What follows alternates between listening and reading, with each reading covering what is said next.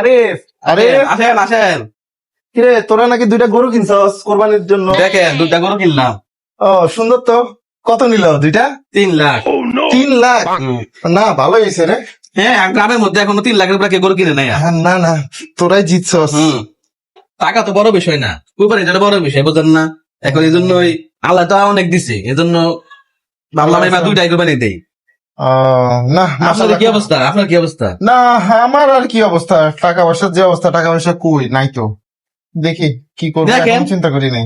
না দিতে পারলে কি করবেন? দেখেন। আচ্ছা ঠিক আছে তাহলে। ওকে যান। অত ইহ, গরু দেখে চইলা মরতেছে। আমার উপর এবার কিনতে পারবা না, 3 লাখের উপর তোমার কেনার সামর্থ্য নাই। দেখবো এবার তুমি কিভাবে আমাকে এবার পেছনে ফেলো। সবাই 3 লাখ টাকা দিয়ে গরু কিনে ফেললো। এবার যদি তারা আমি হারাইতে না পারি তাহলে কেমনে হবে? মিনিমাম এবার 4 লাখ 5 লাখ টাকা দিয়ে আমার যেমনে হোক গরু ব্যবস্থা করতে হবে। এলাকায় তো আমার মান সম্মানের প্রশ্ন, মান সম্মানই তো আমার থাকবে না। হ্যাট।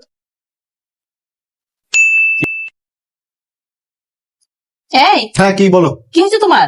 কিছু হয় নাই, কি বলতে আসছে সেটা বলো। মন খারাপ? মন খারাপ না, প্রচন্ড মেজাজ খারাপ। বলো কি বলবা। আচ্ছা, তুমি নাকি 2 মাস যাবত মেয়ের স্কুলের বেতন দাও না?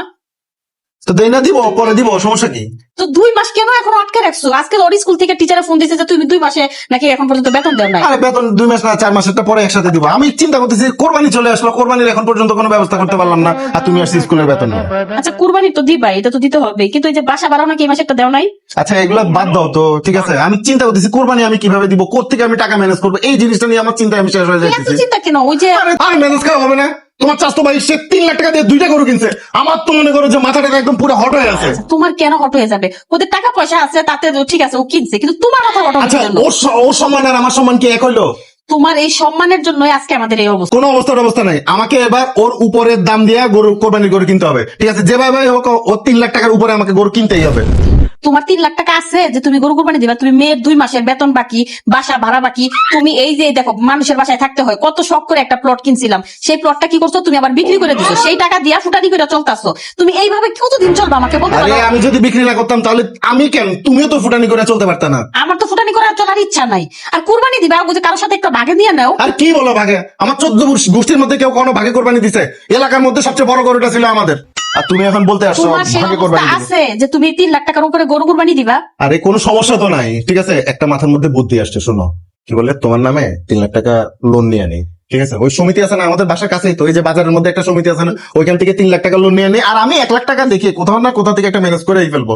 তুমি বন্ধু-বান্ধব আগেও থেকে একটা নিয়ে লোন নেবো। নিছো, সেটাও কিন্তু এখনো পরিশোধ করতে পারো নাই। এই যে এক কিস্তি দাও তো আরেক কিস্তি দাও না। আর- তুমি এই লোন নিয়ে কখনো আল্লাহ বলছে যে কুরবানি করার জন্য? আরে কোরবানি দেওয়াটা হচ্ছে সবচেয়ে বড় কথা, ঠিক আছে? এখানে লোন নিয়ে নিছি না কি নিয়ে করছি সেটা তো না। আর এলাকার মধ্যে আমাদের বংশের একটা মান সম্মান আছে, সবচেয়ে বড় কোরবানি আমার আব্বা আম্মা দাদা দাদিরা দিয়ে আসছিল। আমার নিজের যদি না দেয় সে সম্মানটা কি, বংশের সম্মান কি আমি রাখতে পারবো?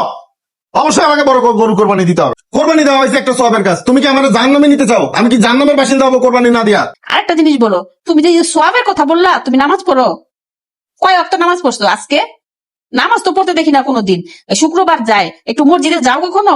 সেই সময় মনে হয় না যে তুমি পাপ করতেছো, তোমার সোয়াব কামাইতে হবে, তুমি না নামাজ না পড়লে জাহান্নামে যাবা?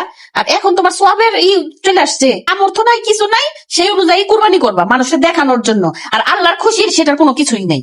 আর এইদিকে যে কত কিছু বাদ আছে, বাজার সদাই নাই, বাচ্চার স্কুলের বেতন দেও নাই, বাসা ভাড়া দেও নাই, লোন লয়ে এখন তোমার কুরবানি দিতে হবে কেন? মানুষের উপরে যাওয়ার জন্য?